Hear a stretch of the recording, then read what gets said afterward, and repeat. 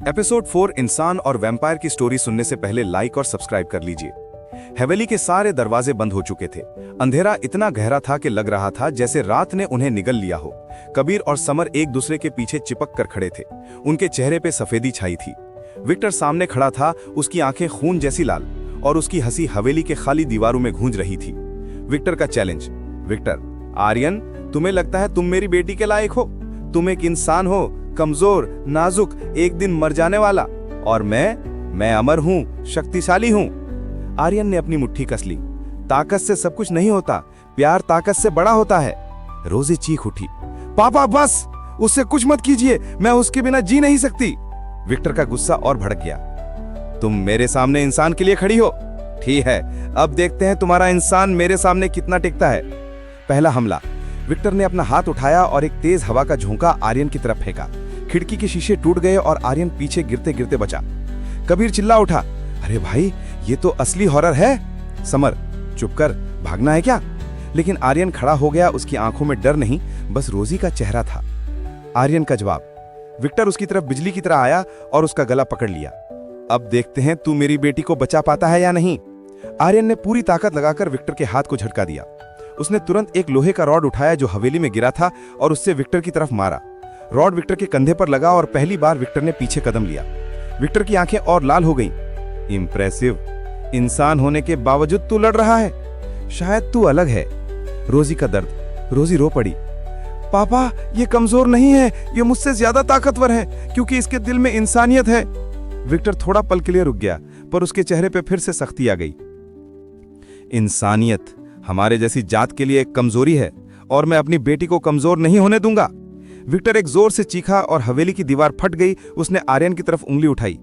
आज तो बच गया, पर अगली बार मैं तुझे खत्म कर दूंगा, उससे पहले कि तेरी उम्र के 22 साल पूरे हो जाएं। इतनी बात कहकर वो अंधेरे में गायब हो गया। रोजी दौड़कर आर्यन के पास आई, उसके कंधे पर हाथ रखा। आर्यन, तुम ठीक हो? आर्यन सांस फूलते हुए बोला, मैं तब तक लड़ूंगा जब तक तुम मेरी हो, चाहे सामने तुम्हारे पापा ही क्यों ना हो। रोजी ने आंसू भरी आंखों से उसे देखा और दोनों के दिल में एक ही बात थी, ये प्यार आसान नहीं होगा।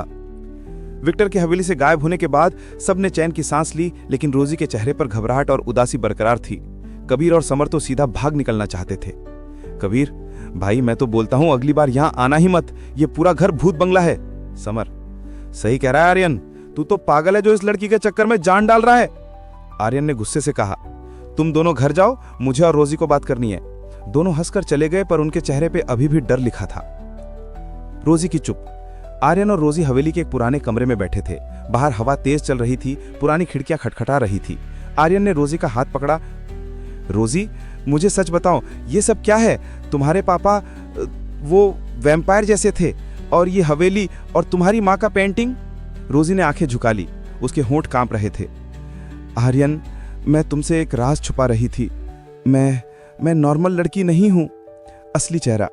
रोजी ने धीरे से अपने दांत निकालकर दिखाए। उनकी चमक अंधेरे में लाल सी दिख रही थी। आर्यन एक पल के लिए शॉक में आ गया। उसका दिल जोर से धड़कने लगा। तुम वैम्पायर हो? रोजी की आंखों में आंसू आ गए। हाँ, पर मैं तुमसे कभी खून पीने की सोच भी नहीं सकती।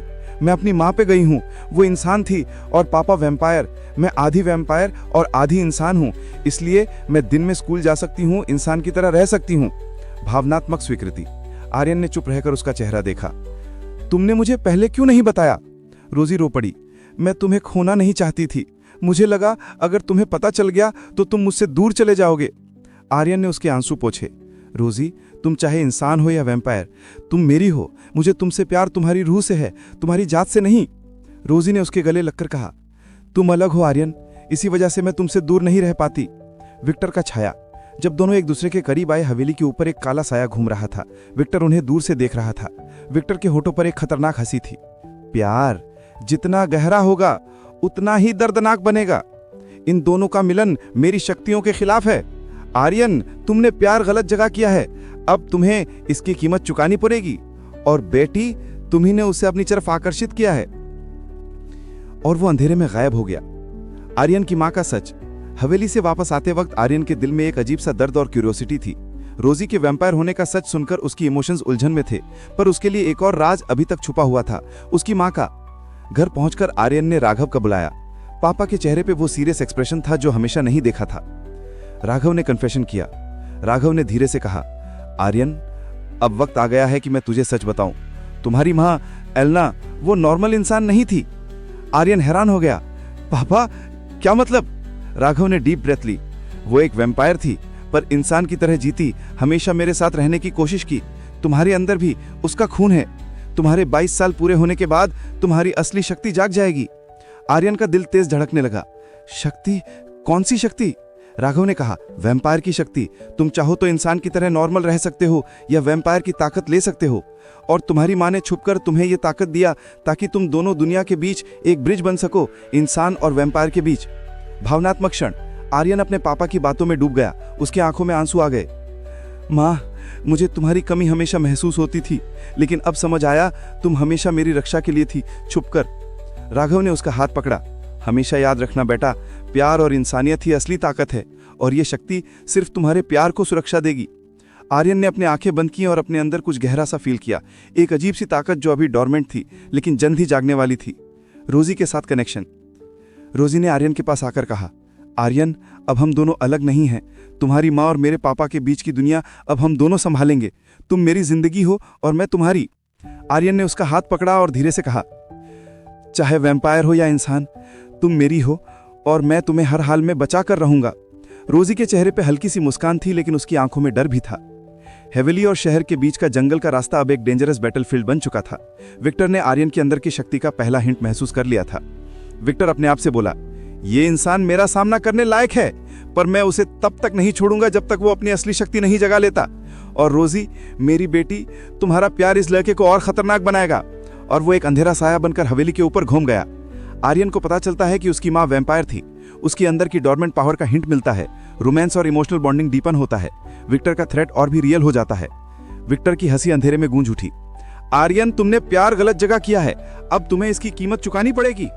आपको ये स्टोरी पसंद आया तो कमेंट करें। Thank you for watching video.